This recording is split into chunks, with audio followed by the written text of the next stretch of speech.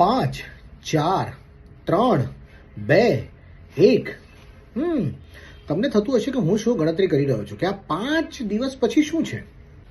મને સાહિલ પાસેથી ખૂબ જ ખુશીની વાત જાણવા મળી છે કે 5 દિવસ પછી કિંજલ શાહ અને ચિરાગ રાઠોડના લગ્ન થવા જઈ રહ્યા છે.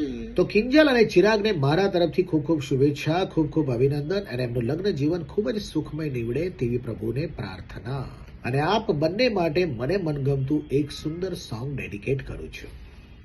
તું હી તો જન્નત મેરી, તું ही मेरा जुनून, तू ही तो मन्नत मेरी, तू ही रूह का सुकून, तू ही आँखियों की ठंडक, तू ही दिल की है दस्तक, और कुछ ना जानो बस इतना ही जानो, तुझ में रब दिखता है यारा मैं क्या करूं, सजदे सर झुकता है यारा मैं क्या करूं, तुझ में रब दिखता है यारा मैं क्या करूं.